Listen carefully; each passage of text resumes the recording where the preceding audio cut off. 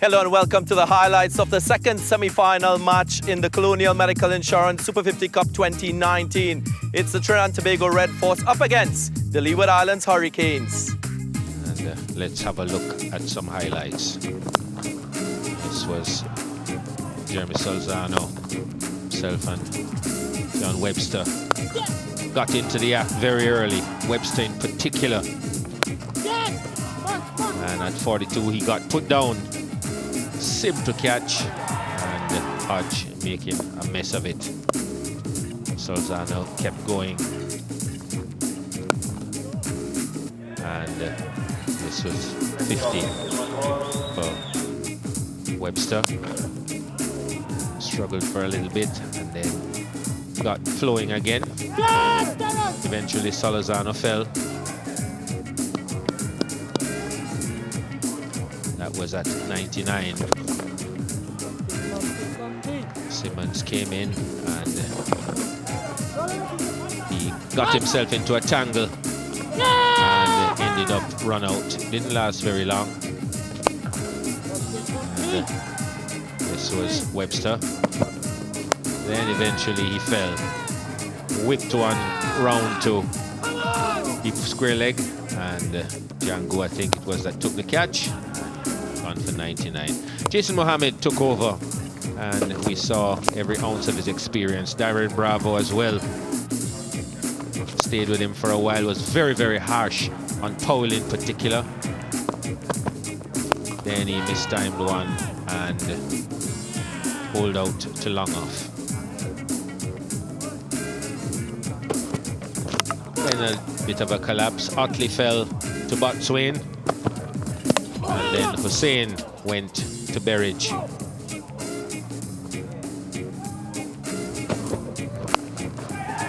This was Jason Mohammed. He just kept going, kept hammering it, and fell just before the end to a good catch by Carty on the cover boundary. Imran Khan trying to go over extra cover. And then it was Anderson Phillip who finished off the innings with 6, 4, 4, and the Red Force were very happy to end up at 268 for 8, leaving the Hurricanes to get 269 from their 50. They have to do that at 5.38. It's going to be a big ask.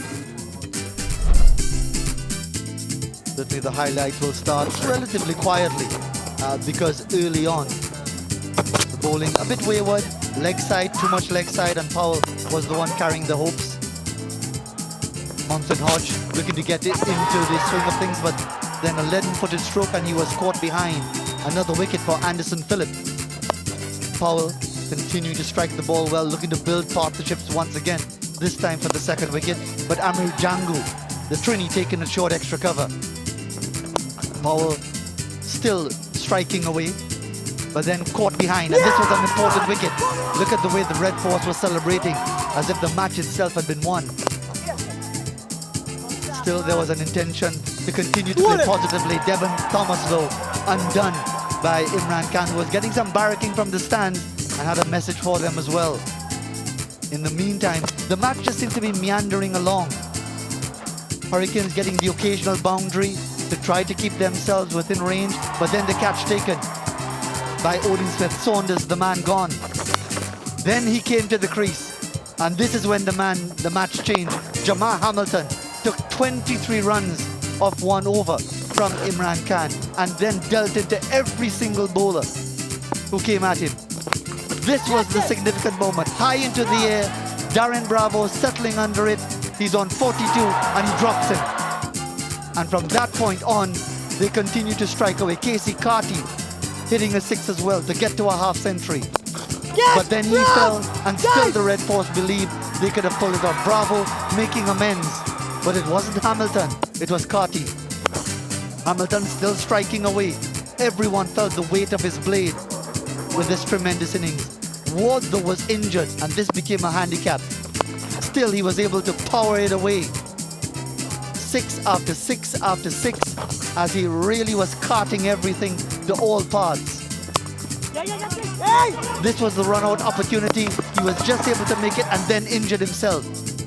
It looked at that stage he would have to retire, but this was mystifying that they would take the single going into the final over.